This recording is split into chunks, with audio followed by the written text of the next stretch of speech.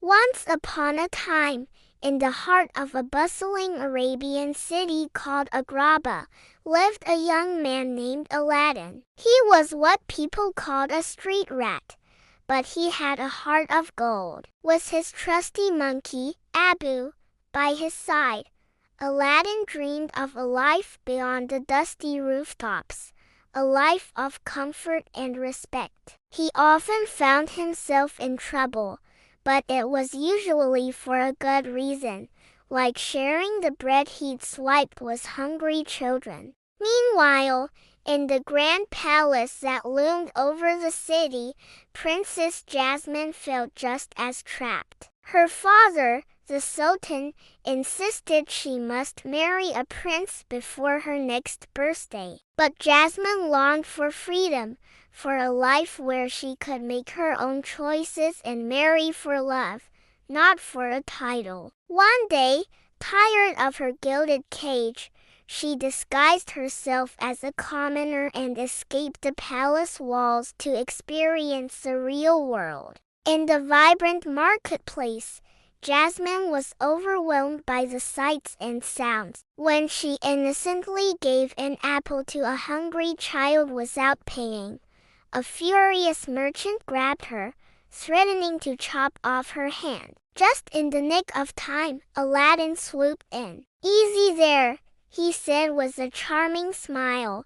"She's my sister. She's a little bit, you know."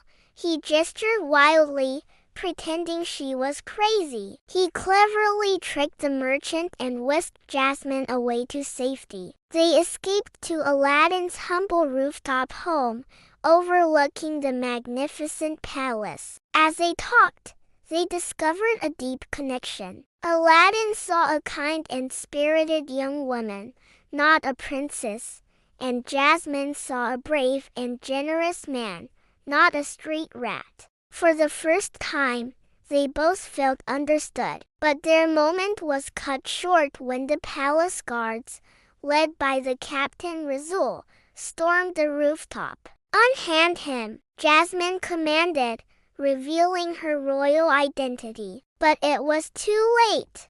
On the orders of Jafar, the Sultan's sinister Grand Vizier, Aladdin was arrested. Jafar, a power-hungry sorcerer, had been searching for a diamond in the rough, the only person pure of heart enough to enter the mystical cave of wonders and retrieve a magical oil lamp. Through his dark magic, he discovered that this person was Aladdin. Disguised as a frail old prisoner, Jafar freed Aladdin from the dungeons and led him into the desert. He promised Aladdin immense riches if he would just enter the cave and bring him the lamp. With Abu chattering nervously on his shoulder, Aladdin ventured into the cave. It was filled with mountains of gold, jewels, and treasure beyond imagination. A disembodied voice boomed, "Touch nothing but the lamp." Aladdin navigated the treacherous path, spotting a beautiful magic carpet trapped under a pile of gold. He freed it, and the grateful carpet immediately befriended him. It flew him to the very top of the chamber, where the old, dusty lamp sat on a pedestal. Aladdin grabbed the lamp, but Abu, tempted by a giant ruby, couldn't resist. He snatched the jewel, and the cave began to crumble and fill with molten lava. The magic carpet swooped in, grabbing Aladdin and Abu just as the ground gave way. They raced towards the entrance,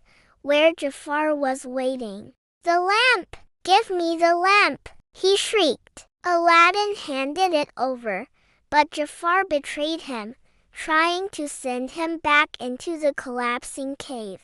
Abu, quick as a flash, bit Jafar's hand and snatched the lamp back before the cave entrance sealed shut, trapping them all inside. Trapped in the darkness, Aladdin felt hopeless. He unconsciously rubbed the lamp to clean off some dust. Suddenly, with a burst of smoke and light, a massive, blue, and incredibly energetic genie erupted from the spout. 10,000 years will give you such a crick in the neck. The genie boomed, introducing himself and the incredible power of 3 wishes. Aladdin, ever the quick thinker, tricked the genie into getting them out of the cave without using an official wish. Once free, Aladdin's first wish was a grand one. He wanted to become a prince so he could legally marry Princess Jasmine. With a snap of his fingers,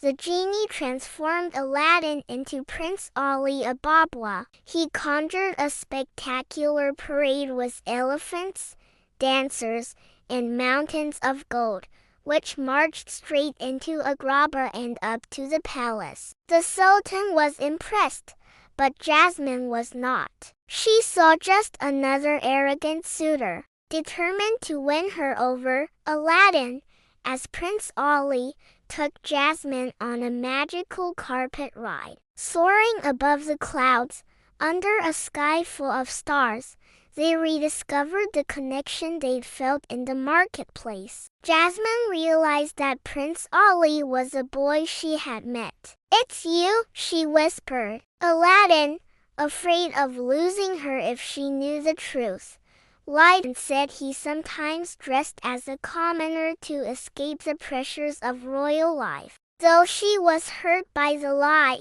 she forgave him, and they fell in love. But Jafar wasn't finished. He had his parrot, Iago, steal the lamp from Aladdin. Now with the genie under his command, Jafar's first wish was to become Sultan. His second wish was to become the world's most powerful sorcerer. He exposed Aladdin as a worthless street rat and banished him to the ends of the earth. Thanks to the magic carpet, Aladdin raced back to Agrabah to face Jafar. He found the city under Jafar's terrifying rule. A fierce battle began. Jafar used his magic to transform into a giant, menacing cobra, trapping Jasmine in a giant hourglass. Aladdin fought bravely, but he was no match for Jafar's power. "You're not as powerful as a genie," Aladdin taunted, using his wits once again. "The genie has more power than you'll ever have." Jafar's ego got the better of him. "You're right," he roared. "My final wish. I wish to be an all-powerful genie." The genie had no choice but to grant the wish. Jafar transformed into a colossal, red genie, but he forgot one crucial detail. Genies are not free. Black and gold shackles snapped onto his wrists, and he was sucked into his own black lamp, dragging Iago with him. The genie then flicked the lamp far out into the desert, trapping Jafar for the next 10,000 years. With Jafar gone, everything returned to normal. Aladdin knew he couldn't keep pretending. He used his last wish not for himself, but to grant the genie the one thing he wanted most, his freedom. With a final, heartfelt goodbye, the freed genie went off to see the world. The Sultan, seeing the love between Aladdin and Jasmine and witnessing Aladdin's selflessness, changed the law. From that day on, the princess could marry whomever she deemed worthy. And of course, she chose Aladdin. The boy from the streets and the princess from the palace were finally free to be together, ready to start a whole new world of adventures. Thank you so much for watching our story of Aladdin. We hope you enjoyed it. If you did, please give this video a big thumbs up, share it with your friends, and don't forget to hit that subscribe button and ring the bell so you never miss another one of our animated adventures. See you next time.